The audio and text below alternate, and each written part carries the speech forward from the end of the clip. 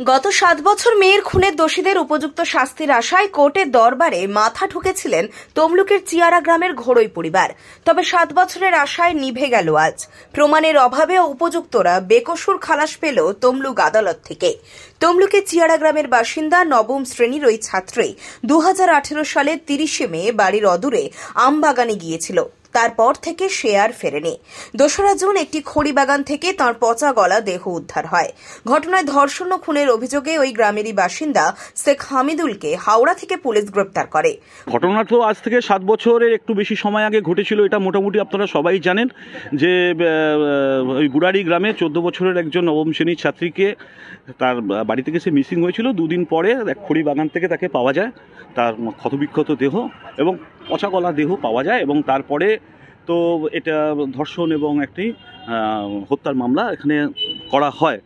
কিন্তু এরপর তো আজকে তো আপনারা সবাই অলরেডি জেনেই গেছেন ইতিমধ্যেই যে ব্যক্তি আজকে 7 বছরের কিছু পরে সময় জুড়ে আজকে কাস্টডিতে ছিল, তার আজকে খালাস হয়ে গেছে।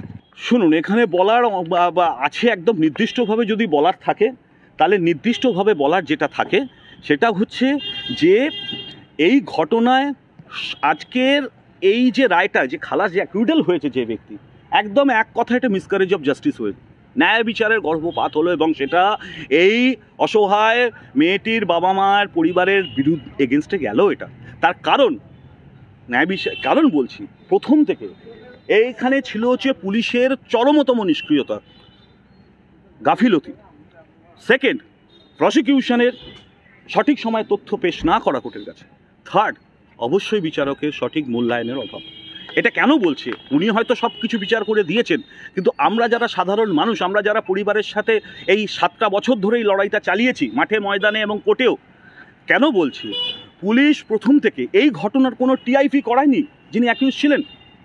পুলিশ কোনো ঘটনার পুনর্নির্মাণ করায়নি। যখন পরিবার আমাদের হাতে গোপন জবানবন্দিও হয়নি, হ্যাঁ, কোনো 164 হয়নি পরিবারের।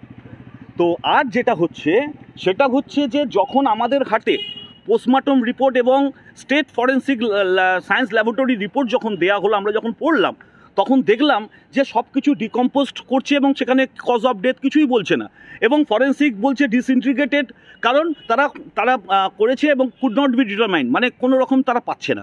সেই সময় পরিবার, আমরা সবাই মিলে হাইকোর্টে গেলাম 2019 সালে। হাইকোর্টে গিয়ে জাস্টিস দেবাংশু বসাকের অর্ডার দিলেন যে এইটাকে ফার্দার সিএফএসএল পাঠানোর জন্য হায়দ্রাবাদে পাঠানো হলো। পুলিশ পাঠালো এবং সেখানে গিয়ে যখন রিপোর্ট এলো, সেই রিপোর্ট যখন কোর্টের মাধ্যমে পরিবার আমরাও দেখলাম, তখন দেখা গেল যে হিউম্যান সিমেন্ট কুর্তিতে ডিটেক্ট করেছে, পুরুষের যৌন রস ডিটেক্ট করেছে এবং ব্লাড ডিটেক্ট করেছে। কিন্তু সিএফএসএল যেটা জানাচ্ছে যে আমি এটার সাথে কারো ম্যাচিং করাতে পারছি না, তার কারণ হচ্ছে পর্যাপ্ত স্যাম্পেল পাঠায়নি পুলিশ। আপনারা যদি দেখেন এখানেই সেই রিপোর্ট আছে। এবং এই প্রশাসন, এই পুলিশ যেটা করেছে, এমটি কন্টেনার পাঠিয়ে দিয়েছে, সেটা এমটি, একদম পরিষ্কারভাবে এখানে লেখা আছে, আপনারা নিতে পারেন। আজকে তো মামলা শেষ হয়েছে, এখানে কন্টেনার, এমটি কন্টেনার পাঠিয়েছে, যেটা চেন অফ কাস্টডিকে ভায়োলেট করা পারে না সেটা করতে, এবং পর্যাপ্ত স্যাম্পেল পাঠায়নি। আমরা পরিবার পরবর্তীকালে পুলিশকে চিঠি করেছে, এসপিকে চিঠি করেছে, এসপিও তারা কোনো উত্তর নেই। তারপরে আবার ফার্দার ডিএনএ এবং স্যাম্পেল পাঠানোর জন্য হাইকোর্টে মামলা হয়েছে। সেই মামলা 11-286 WPA নাম্বার, আজও পর্যন্ত সেই মামলা হাইকোর্টে পেন্ডিং হয়েছে, সেই মামলা হিয়ারিং হয়নি। তাহলে একটা মামলা হাইকোর্টে, এরকম গুরুত্বপূর্ণ মামলা, যেখানে ওখান থেকে ডিএনএ এবং স্যাম্পেলটা পাঠালে এই যে হিউম্যান সিমেন্টটা এসেছে, সেটা কার? সে ওই অ্যাকিউজডের না অন্য কারো? তাহলে সেটা বোঝা যেত। সেটা না হওয়া আগেই এই জাজমেন্ট হয়ে গেল এবং যিনি ছিলেন তিনি বেরিয়ে গেলেন। আমাদের কাছে প্রশ্ন হচ্ছে, মৃত্যু তো ইউডি, আনন্যাচারাল ডেথ, হিউম্যান সিমেন্ট ডিটেক্ট করেছে, তাহলে who is the second one? কে সেই ব্যক্তি যার হিউম্যান সিমেন্ট ওখানে পাওয়া গেছে? কে সেই ব্যক্তি যার দ্বারা একটা অস্বাভাবিক মৃত্যুর ঘটনা ঘটেছে? মেয়েটি কি এমনি খড়ি বাগানে বেড়াতে গিয়েছিল? তো হয়নি তো। এই হলো পুলিশের অবস্থা, এই হলো পুলিশের গাফিলতি। এই কারণে আজকে এই রায়টা এই জায়গায় এলো। কিন্তু আমরা অ্যাপিলে যাব, আমাদের কাছে মামলা পেন্ডিং হয়ে পড়ে আছে। এই কাগজ আজকে যেসব ধর্ষণ এবং হত্যার মামলা হচ্ছে, আমরা প্রত্যেকটাতেই লড়াই করছি, প্রত্যেকটাই তার বিরোধিতা করছি, এই দর্শন সংস্কৃতির বিরুদ্ধে। কিন্তু সেই পরিবারগুলো দেখে যাক, তারাও সাবধানে থাকুক যে অনেকে সিবিআই থেকে আরম্ভ করে পুলিশ, সিট, সিআইডি সবাই এসে বলে সব কিছু করে দেবো, আদপে যে কিছু হয় না। এরা যে কত গাফিলতি করে সময়ের সাথে সাথে, সেটা এই হলো আজকে প্রমাণ। আপনারাও দেখে নিন, সবাই দেখে নিক। আমরা চাইলে দেবো যে একটা এমটি কন্টেনার যার মধ্যে ভ্যাজাইনাল সোয়াব নেই।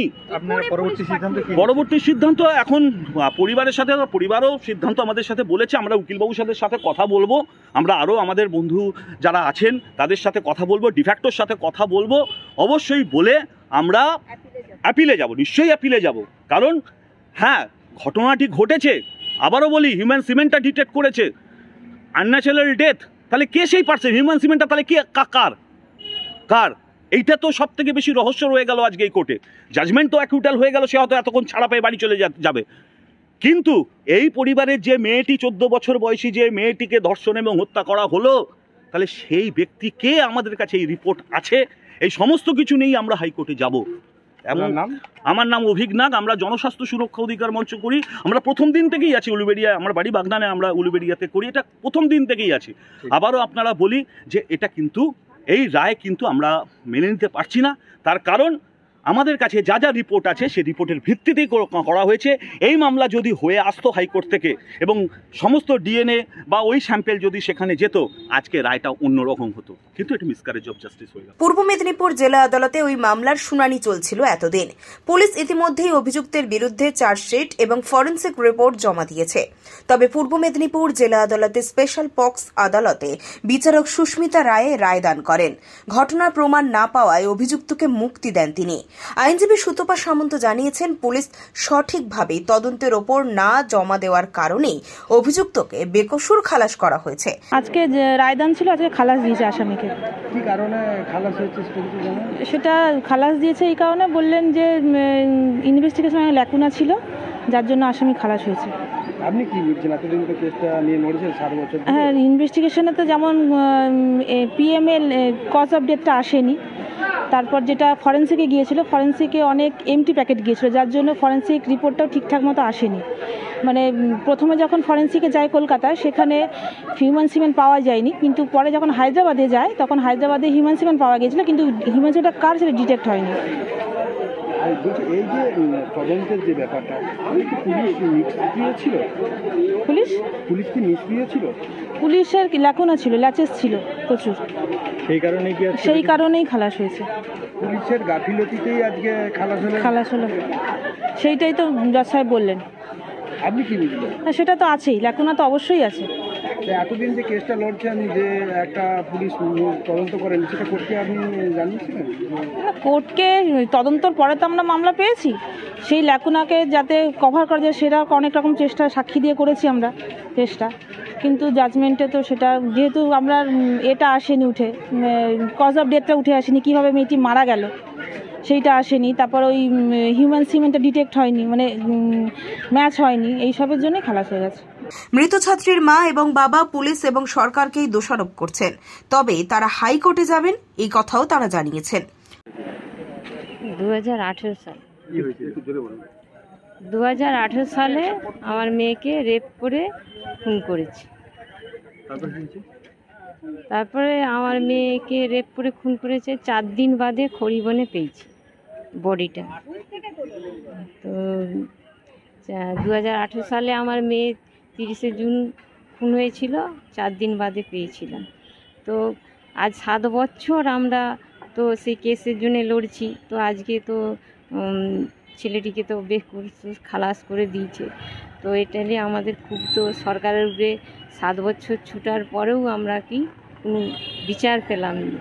তো সরকারের উপরে আমাদের খুব মানে দুঃখ হচ্ছে। তো আমরা যার উপরে ভরসা করেছিলাম, তো তিনারা আজকে মানে কি আমরা কি মানে অসহায় বলে কি আমাদের বিচার পেলাম না? তো আজকে আমরা 7 বছর ছুটেও কিছু পেলাম নি। কেন বেকসুর খালাস করে দিল? তাহলে আমার মেয়ে যদি রেপ খুন না হয়, তাহলে ও যদি না করে, কে করছে দ্বিতীয় ব্যক্তিকে? তো সেটাও সরকার কোনো করলো না। তো আজকে 7 বছর বাদে আজকে তাকে বেকসুর খালাস করে দিল। তার উপরে ভরসা করেছিলেন, যাদের জন্য আজকে এই অবস্থা। তো আমরা তো ভরসা করেছিলাম সরকারের উপর, তো সাধারণ মানুষের ভরসাটা কোথায় থাকে না সরকারের উপর। তো সেই ভরসাটাই আমাদের হারিয়ে গেল, যে আজ 7 বছর ছুটে কিছুই পেলাম না, তাহলে কার উপরে ভরসা করবো আমরা? এখন আপনারা কোথায় যাবেন? এখন কোথায় যাব? তো আমাদের তো হাইকোর্টে একটা কেস করা ছিল, তো ওনারা ওটাও তো কিছু বলেনি, যে অরিজিনটা যে পাওয়া যায়নি, তো সেটালেও কিছু বলেনি। তো এখানে তো সম্পূর্ণ বোঝা যাচ্ছে যে প্রথমত পুলিশের গাফলাতি, তারপরে সরকারের। তো এই জন্যে আমরা বিচার পেলাম নি। তো অসহায় বলে কি আমরা বিচার পাবো নি? তো বিচার তো পেলামই। তো এখন আমাদের দাবি যে ও যদি বেকসুর, তো আর দ্বিতীয় ব্যক্তি কি? সেটা তো সরকার তদন্ত করলো নি, ওকে ছেড়ে দিল। কেন ছেড়ে দিল? তাহলে আমার মেয়ে তো রেপ খুন হয়েছে, তো আজকে কেন আমরা বিচারটা পেলাম? এমনি তো আমার মেয়ে ওখানে চলে যায়নি। তো আমার 13 বছরের মেয়ে, অল্প বয়স, সে কিছুই জানেনি, তার মানে জীবনটাই শেষ, চলার পথে জীবনটাই তাকে শেষ করে দিল। তাহলে আজ আমরা 7 বছর ছুটে কি পেলাম? পুলিশের কি সাহায্য পাননি? না, পুলিশের কোনো সাহায্য পেলে তাহলে আজকে আমরা রায় পেতাম। পুলিশের কোনো সাহায্য পাইনি বলেই তো আজকে আমরা রায় পাইনি। দীর্ঘদিন আমরা কোর্টের উপরে ভরসা করে আমরা ছিলাম, কিন্তু আজ তো রায় হলো যে বেকসুর খালাস করে দিল। আমরা অনেক আশায় ছিলাম যে অপরাধী শাস্তি পাবে, কিন্তু দেখলাম মানে সব নিরাশ করে দিল, বেকসুর খালাস করে দিল। এটার পিছনে পুলিশের প্রচুর গাফিলতি আছে। গাফিলতিটা এই যে আমরা মানে এই যে রিপোর্ট করা হয়েছিল, যে রিপোর্ট কলকাতায় রিপোর্টে কিছুই পাওয়া যায়নি, সব পচে গেছে বলে ছেড়ে দিয়েছে।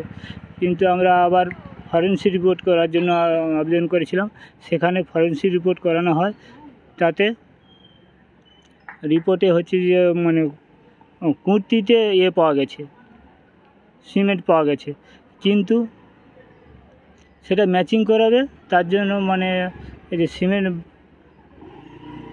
যে সিমেন্ট পাঠানোর কথা, কিন্তু সেটা পাঠায়নি, যার ফলে ম্যাচিং করা সম্ভব হয়নি।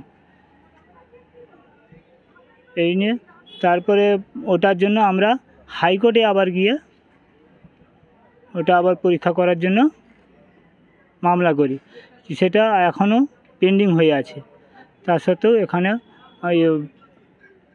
রায় বেরিয়ে গেছে বেকসুর খালাস বলে। তা আপনি কি হাইকোর্টে যাচ্ছেন? হ্যাঁ, আমরা আবার হাইকোর্টে যেতে বাধ্য। পুলক বেরার রিপোর্ট, খবর BCBS।